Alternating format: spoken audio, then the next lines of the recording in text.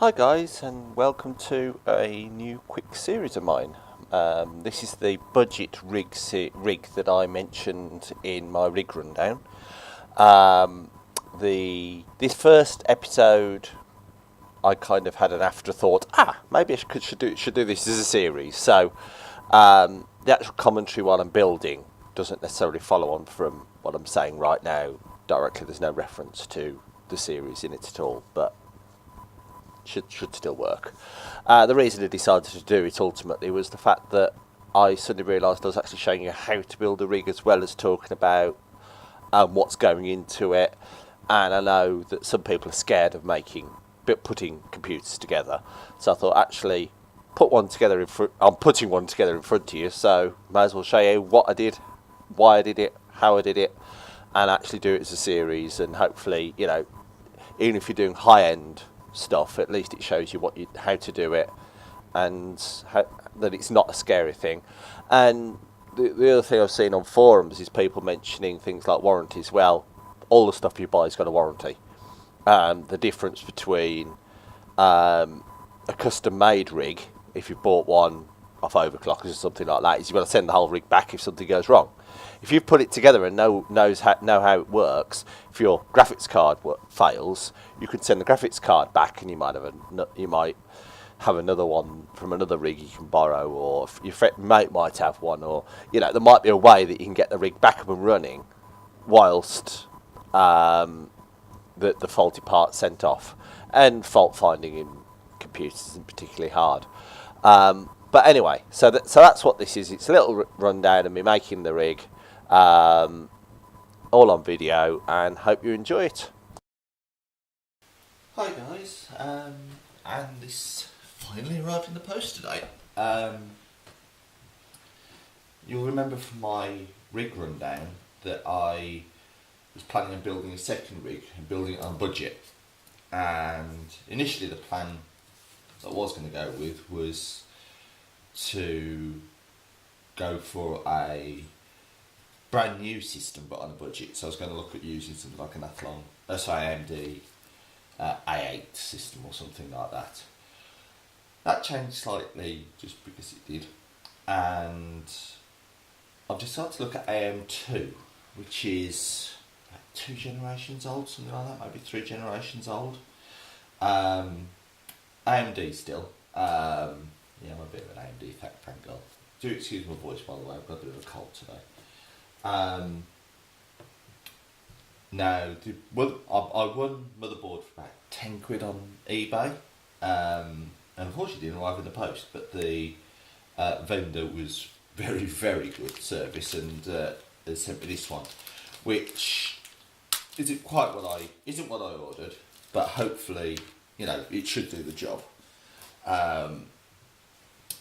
The original plan I had, which might have changed with this motherboard, because I'm not sure whether this motherboard will work, but it's still going to be an interesting project, and I'm not too fussed. I mean, the guy's out of pocket, so I'm not complaining. The original plan was to drop a AM3 CPU in here. The idea being that AM3 will actually work with DDR2 and DDR3 RAM. So I'll be a little bit bottlenecked on the RAM, but I'd get potentially up to nearly a 4 gigahertz processor in here. For now, I'm going to stick with what's in here.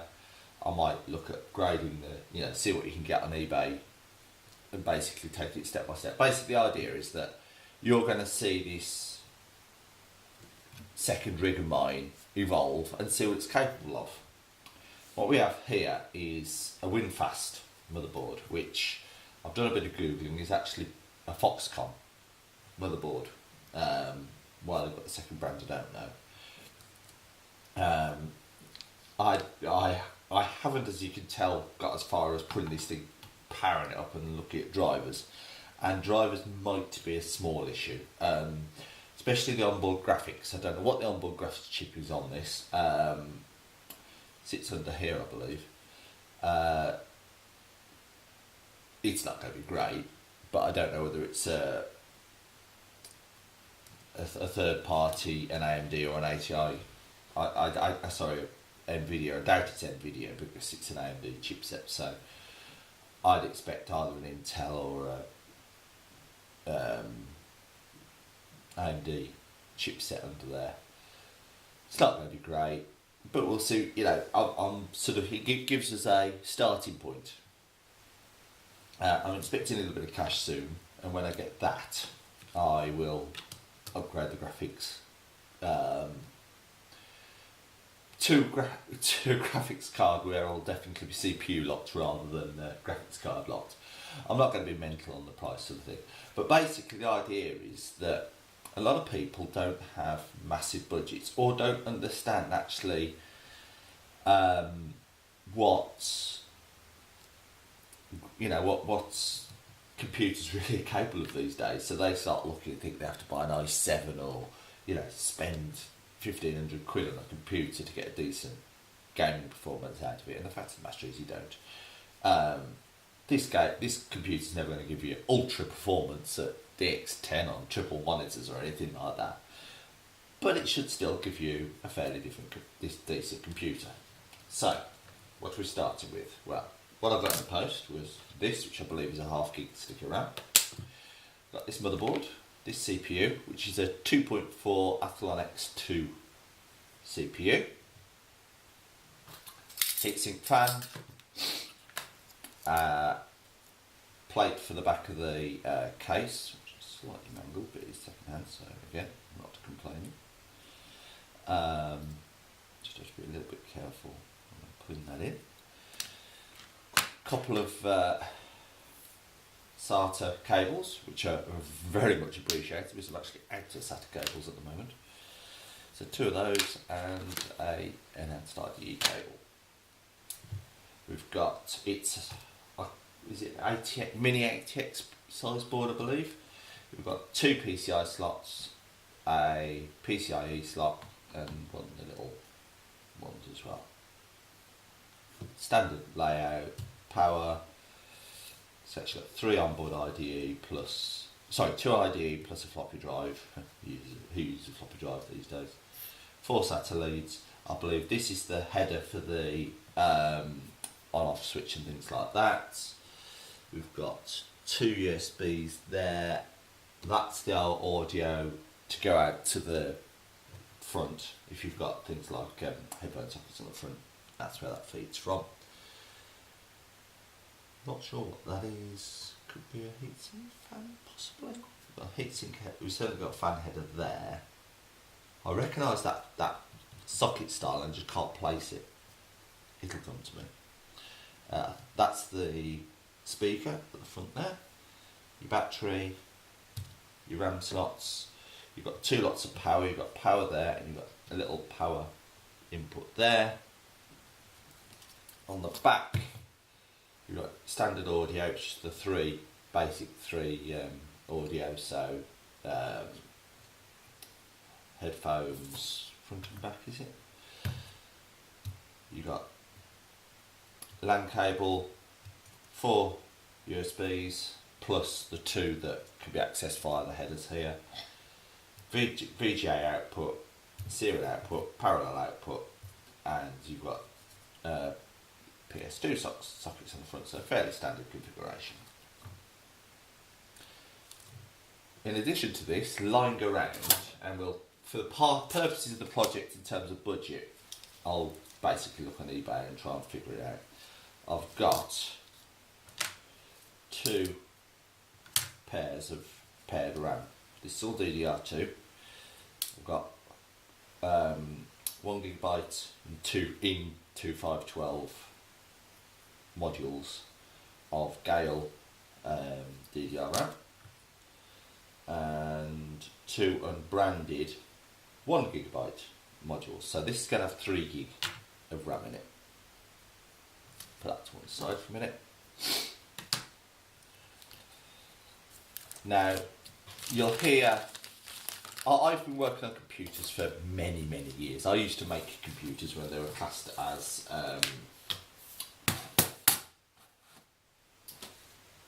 clones of IBM PCs. I know as long as you're moderately careful, there isn't really a need to go mental on the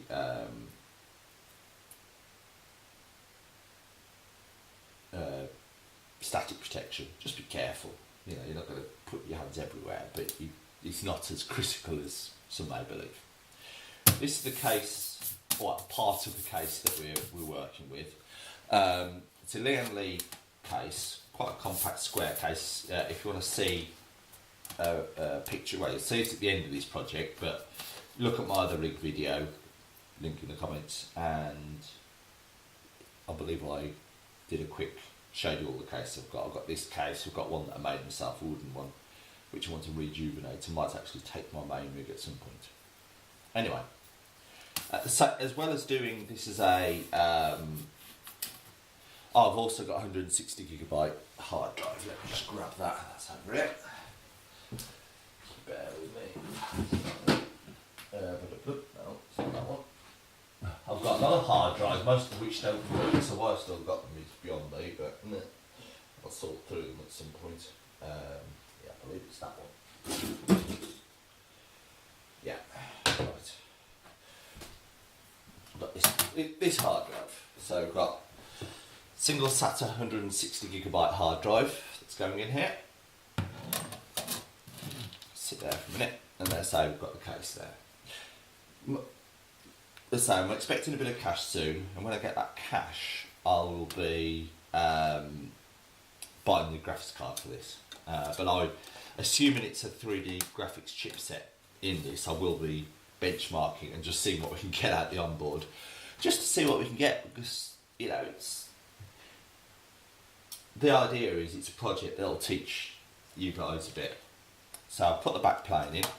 Now the advantage of this motherboard, as you can see, or this case, is that there's this slide out section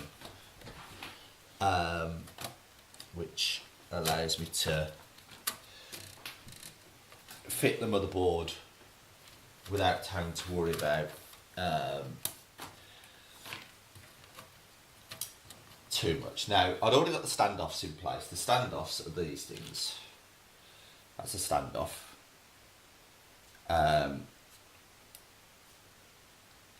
They're already in place from previous motherboards, so I haven't bothered. You know, obviously I didn't show you because they're already there. They just screw in and you line them up with the screw holes on the motherboard. The springs on the back plate are pushing it a little bit. So, let's put the first screw in. I'm not going to screw that all the way down, that's just holding that side whilst I line up the other side. Now, you've got I can't remember the names of them, I think this is M3 or M2 or something. You've got two different thread types, common on PCs when you're assembling them. You've got one that looks quite coarse, I'm actually looking there, and one that's quite fine. Now, I don't know how visible they'll be, but that's the two different thread types. As I say, I'm not looking through the camera at the moment, it's on a tripod to my right. But you want the fine one to screw the motherboard in, the fine thread type. Right. So the reason I put them on opposite sides, these first two screws, is just to make sure it's in the right place. I'm not screwing anything down yet. Now, one thing that I am terrible at is putting enough screws in. I either don't have enough screws on me, always a problem, or it's simply a case of I'm just lazy. I really don't see why motherboards have so many screws. As long as the board's supported, that's the important thing as far as I'm concerned. There were never any issues with me not having, not doing every damn screw. So,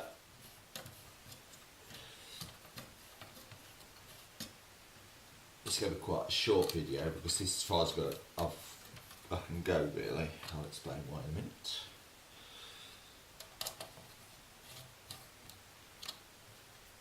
Now, of course, just because I don't put the screws in doesn't mean you shouldn't. Highly recommended you do put all the screws in because that's how it's designed. I do as I say, not as I do. That's a big disclaimer because I don't want you not putting enough screws and then hitting a problem. I've actually only missed 2 screws out. I haven't got a standoff fitted in this corner, and I can't. I don't actually, strangely, I don't actually have a hole to put a standoff there anyway, and if I wanted to. That definitely shouldn't be a problem. I can temporarily just support the board a little bit in the corner there. Fit me 2 SATA, although I don't need both of them. If they're fitted, then I don't have to worry about them. And the only other things that I've got to fit in this corner are the front panel things. These 2 are supported by that standoff, so that's fine.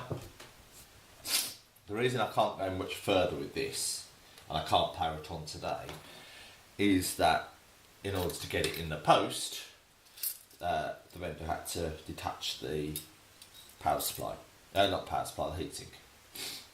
You need a thing called heatsink compound between that face there and that face there on the CPU. Otherwise, you don't get good thermal contact. Your CPU is going to overheat, and it will go pop, or just shut down. One of the 2. So, can't power it on today, but at least you get to see this stage of the project. So that's the motherboard in the in the basic, on the back plate, and then this slides into the motherboard, into the case. Other cases, you take the side panel and you have to fit the motherboard directly onto the side of the case. They're a bit more awkward, but they're not hard. Just take your time. 2 pairs of RAM. You can see they're colour coded on the RAM things. No, I haven't. If you look on there's a notch, and the notch is just past halfway, and there's a corresponding pip on the inside of the socket. So just make sure you line those 2 up. Push those down. Ooh. And that's what happens if you get the wrong way around. It just won't go in. Don't use excessive force. Click, click. Those clicks just tell you is you'll notice I'm missing a little nodule there, which might make removing the RAM a little bit awkward, but I should be able to if I've got that one the wrong way around as well. So I think if I need to remove that, I'm basically going to have to go unclip that side, and then unclipping that side's going to be a bit of a pain, but I don't need to take the RAM out again, so it doesn't really matter. And the final module, get this one the right way around. So that's basically as far as I can go today. It's quite a short video, but so that's 3 gig of RAM installed, which should be enough. I will be installing Windows 7 64-bit, so I can go over 3. 32-bit Windows 7 will only do 3.2 gig, so effectively I'll be maxed out. But 3 should be fine, unless you're doing. I mean, this will be burning videos, and videos is something that a bit of extra RAM never hurts. But it'll be burning videos while I'm playing games or whatever on the other rig. So if it takes a little bit longer because it's got limited RAM, that's fine. Similarly, the 160 gig disc isn't particularly big, and definitely we'll get a second disc on there at some point. So, and that's obviously going to sit in there, and we'll take the CD drive. So, what's next? What's going to be the next bits of this project? Well, obviously need to get some heatsink compound, and that will then go on there. I will show you exactly how to fit it later once I've got the heatsink compound, but it's on there eventually. Need to get a better graphics card. As I say though, I will bench test it with the built-in. I do have a power supply around here somewhere, but we'll need to get a new power supply because once I get a decent graphics card, the power supplies I've got just aren't going to be up to the job. And that's basically it. the next video I will fit the heatsink compound and fit the heatsink fan, fit the hard drive. I'll power it all on the bench. So if I do quickly, shows how disorganised I am. I can't. No, just don't know which one this is.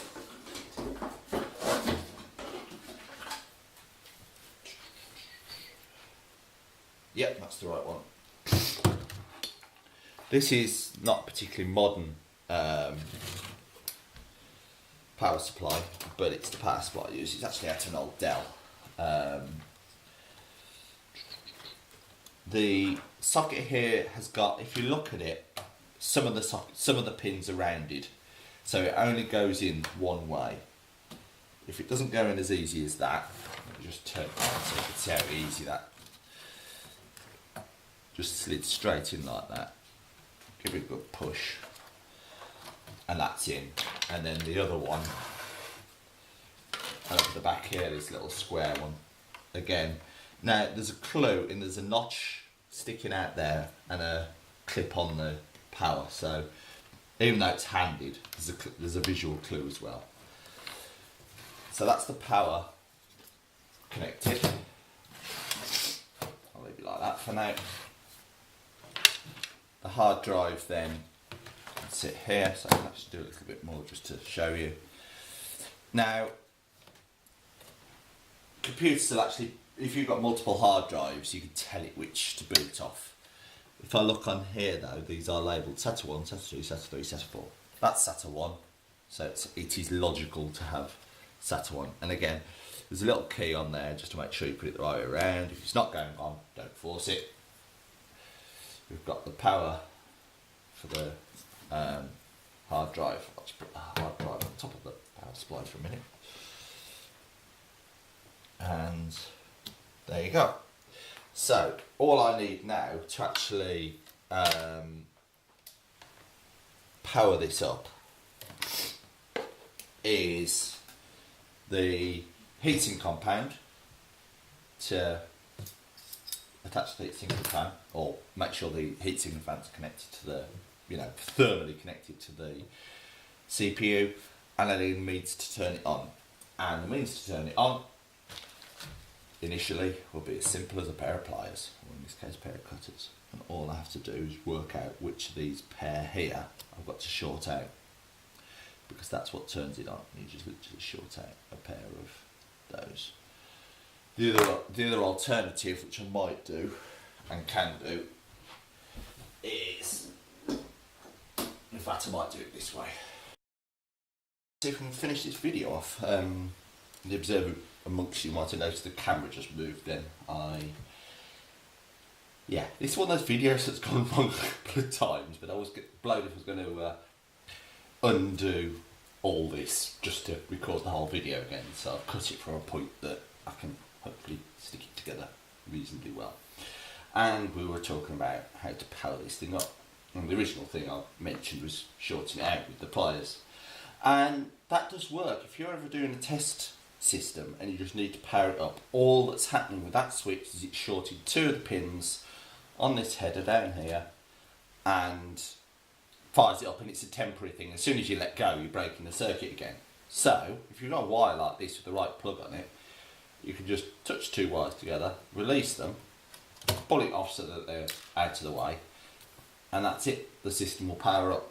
So that's how I'll power it up. And we'll see how it goes. I'm not expecting great things with the video card on here. I'm not even sure what graphics processor is in there. This is the motherboard I've not been able to find a lot of information about.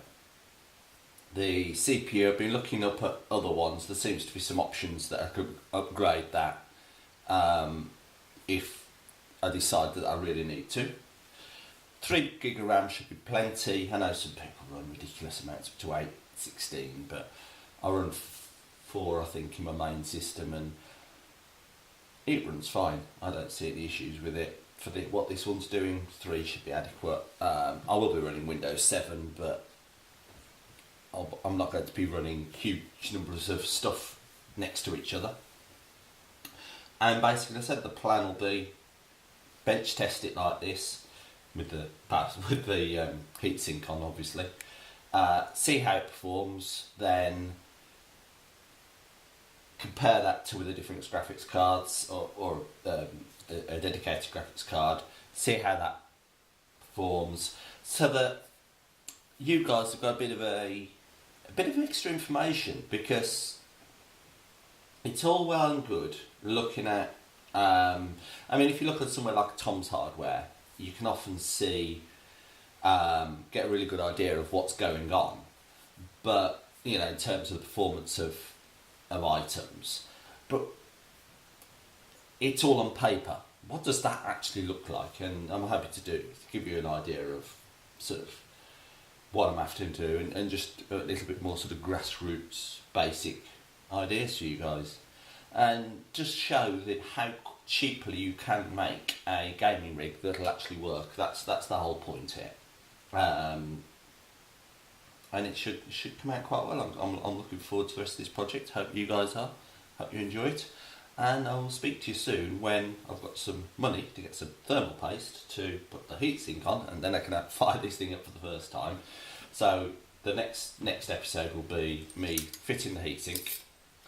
I will fit the heatsink, connect up a monitor, power it up, make sure it self-tests. So show you how to do that. I will then power it all down, and it'll be a sort of two-part video, because I'll then install Windows, but I won't bore you with the install of Windows. So I'll install Windows, get Windows fired up. Then I'll go through any issues I have as a result of that. You know, I might have driver issues, so how to resolve those kind of things. Once it's all up and running, I'll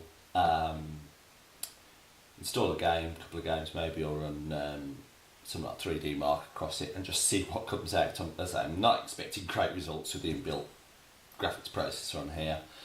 I'll see how it works with things like YouTube videos, and just give you an idea of what's going on. So that'll be the second part of the third video, because of course the first video was my rig overview.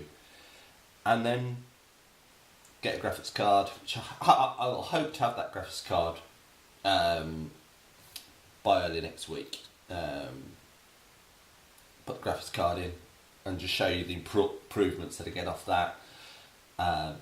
Tell you whether I think I need a better CPU, how I'm going to go about that better CPU, and just take it in steps like that.